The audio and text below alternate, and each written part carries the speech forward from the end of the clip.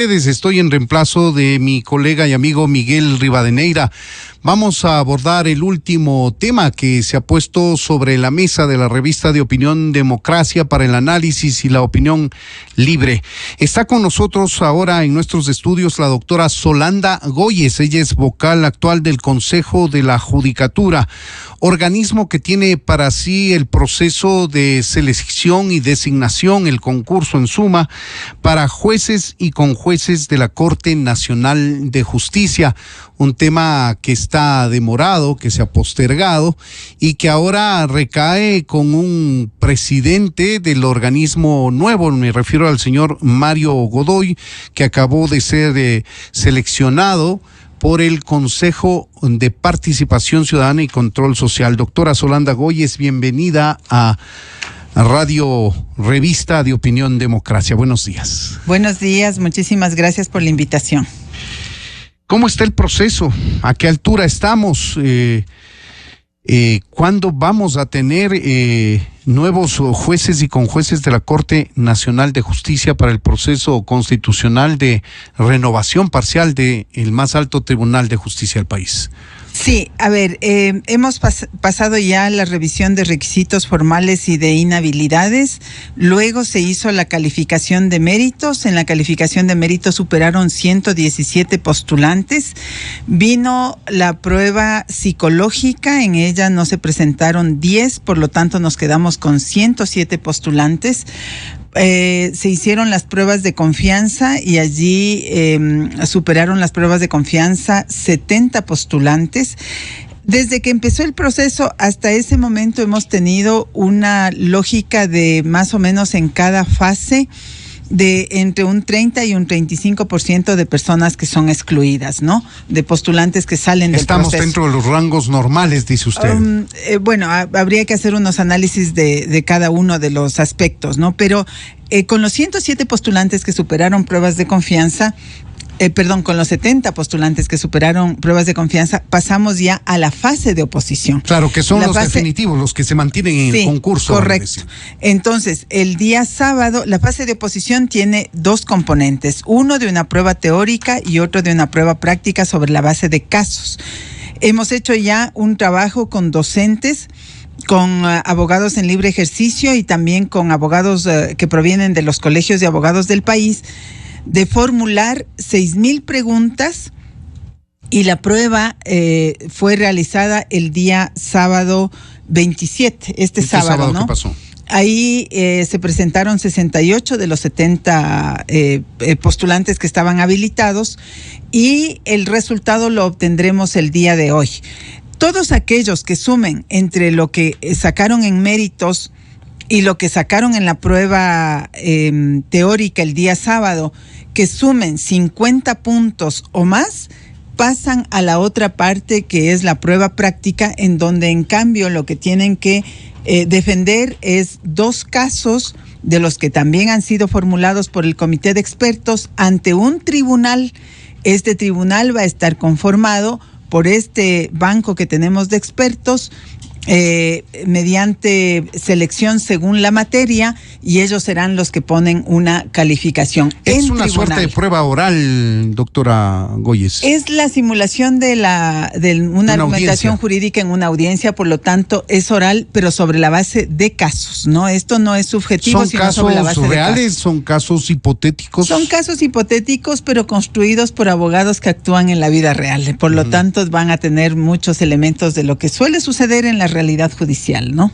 Ahora, el proceso de designación o selección de jueces y conjueces de la Corte Nacional de Justicia para la renovación parcial estuvo atravesada por el cambio de un presidente del Consejo de la Judicatura. ¿Cuánto afectó esto o puede afectar, doctora Goyes? Mire, en términos de calendario no ha afectado, ¿no? Porque estamos siguiendo los mismos tiempos que ya estaban establecidos, se está cumpliendo con el cronograma.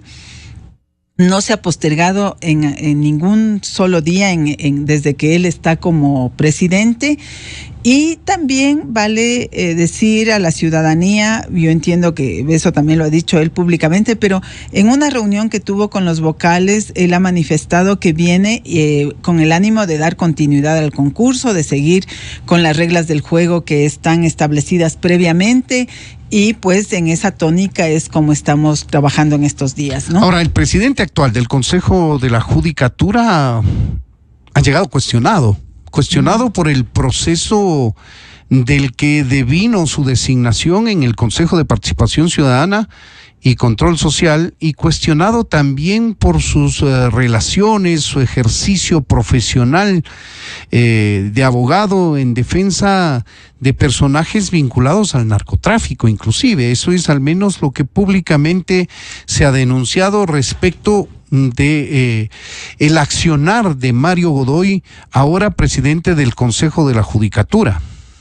Sí, obviamente que preocupaba la forma como fue presentada la hoja de vida ya no le preocupa. Sí, del señor Godoy. Pero yo lo que quiero decir es que nosotros como vocales del Consejo de la Judicatura, o a mí en particular como vocal del Consejo de la Judicatura, no está en nuestra posibilidad decidir sobre la designación, y está designado. Entonces, creo que sobre la base de todo lo que se escuchó, nos estábamos muy pendientes a la expectativa de qué es lo que va a pasar. Y los funcionarios públicos, los que estamos en estos espacios, siempre se habla por los actos, ¿no? Entonces yo quiero relatar los actos que han habido en este momento. Totalmente de acuerdo, se va a legitimar por sus acciones. O deslegitimar. Claro, igualmente. Entonces yo lo que puedo decir es lo que he visto en estos días. ¿Qué he visto en estos días? Uno, es que ha expresado, como ya lo dije antes, ha expresado en una reunión que él va a continuar con el proceso del concurso, ¿no? Entonces, también eso a nosotros nos ha dado tranquilidad y estamos avanzando con un cronograma que estuvo hecho y aprobado anteriormente. Porque había la expectativa de que con un nuevo presidente se podía hacer borrón y cuenta nueva. No, bueno, eso es difícil, ¿no? Porque hacer borrón y cuenta nueva implicaría, o sea, tampoco es que puede hacerlo una sola persona por más que ocupe la presidencia, porque es un cuerpo colegiado. Pero de todas maneras pudo haber habido retrasos, obstáculos, porque la presidencia también tiene, por ejemplo, la capacidad de poner o no en el orden del día tratamiento de los temas. Entonces, eso no ha pasado. Y eso es lo que yo tengo que informar, porque así es como está sucediendo en la realidad el día a día en el Consejo de la Judicatura.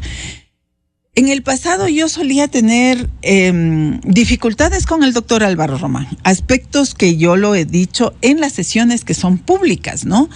Y eran, por ejemplo, temas como que aspectos fundamentales del concurso, él los resolvía más con los directores que al menos yo no era convocada para debatir temas sustantivos. Y yo los ponía en debate, de manifiesto, lo he puesto por escrito, yo tengo todo un historial. ¿Pero eran decisiones administrativas que le competen al presidente del Consejo de la Judicatura o temas de fondo que debían ser resueltos por el Pleno del Consejo? Habían temas de fondo, ¿no? Habían temas de fondo en donde yo hasta he dejado puesto por escrito mis objeciones a esos asuntos.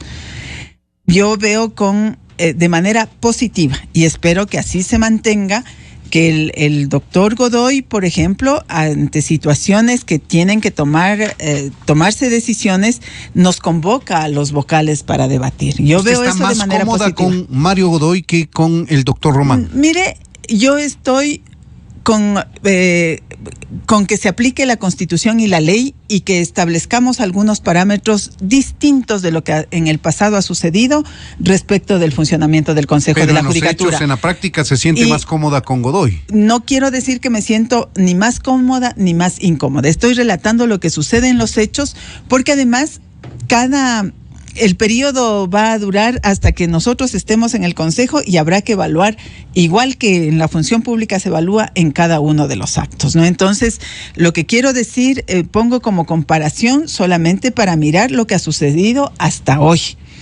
Y luego pues iremos mirando lo que sucede en el futuro, ¿no? Uno lo que tiene en el Consejo de la Judicatura es la posibilidad, en calidad de vocal, de observar, de incidir respecto de las decisiones y finalmente votar. Entonces, hasta ahora yo no he tenido que en temas, no he tenido discrepancias de fondo en estos días.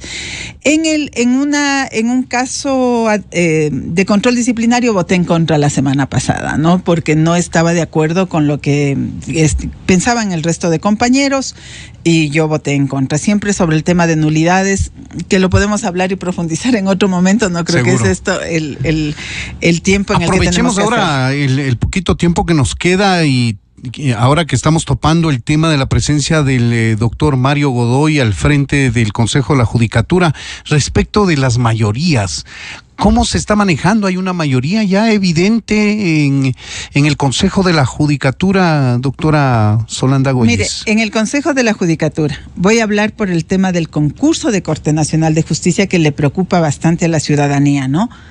Todas las decisiones trascendentes han sido tomadas por unanimidad. Uh-huh. Con la presidencia del doctor Álvaro Román.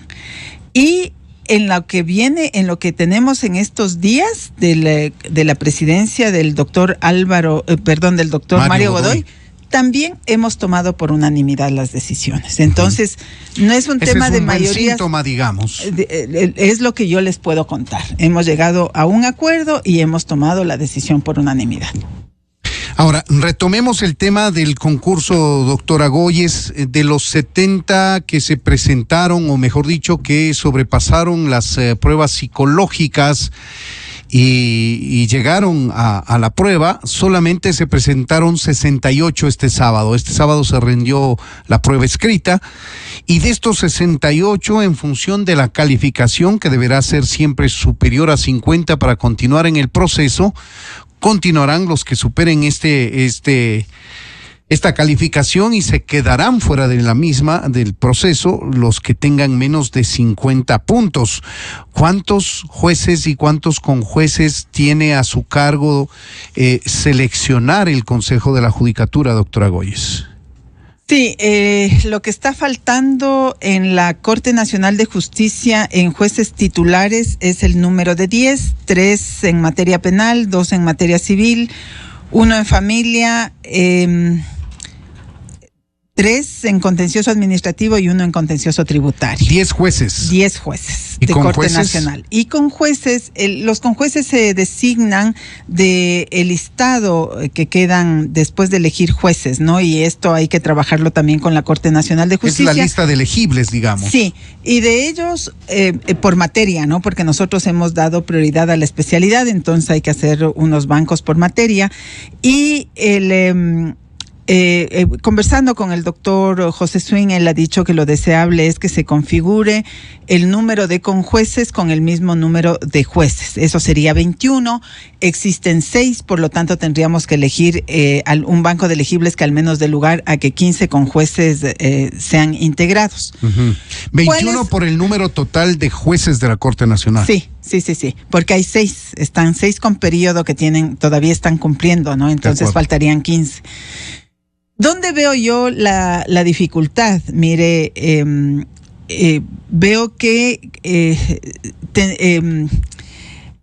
hay un número reducido en este momento que están para una fase de la competencia bastante importante, que es la oposición, tanto la prueba teórica como la prueba práctica, ¿no? Entonces, tenemos que mirar, porque los que pasen con más de 50 puntos, hay que saber cuál es el número primero y luego ver cuántos llegan a 80 puntos, que es la base para poder llegar a ser juez o conjuez. Claro, al menos 80 puntos. Hay que tomar en cuenta este porcentaje del 30% que dijo que la práctica nos enseña que se van quedando en el camino. O sea, así es. El 30% de 68 son aproximadamente 30 que se quedarían en el camino.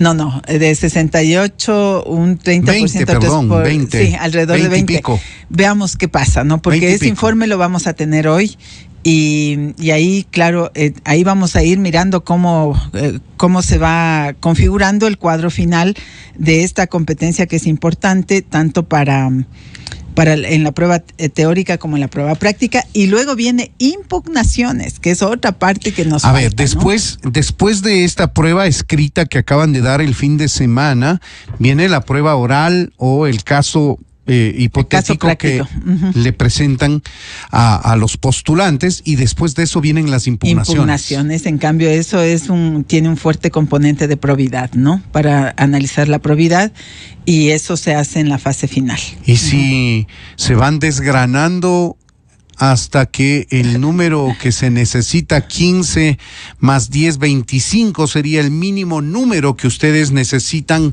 escoger de los hasta ahora 68 postulantes, hasta ahora digo. Si faltan, ¿qué van a hacer? Mire, en el año 2019 sucedió que no hubo el número suficiente que superen los 80 puntos, ¿no? Entonces, bueno, pues esperemos que sí haya el número suficiente, y si no hay, tiene que hacerse otro concurso. No queda otra, ¿no? Elegir a los que sobrepasan los 80 puntos, sea el número que sea, y completar con otro concurso. Eso sería lo que hay que hacer, ¿no?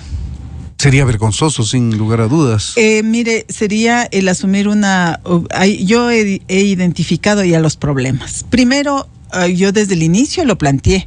Demos más tiempo a la convocatoria, hagamos una cadena nacional, pidámosle a la Secretaría de Comunicación que con los espacios gratuitos que se suelen dar, haya ¿Cree que por falta de comunicación no postularon el número que hubiesen esperado?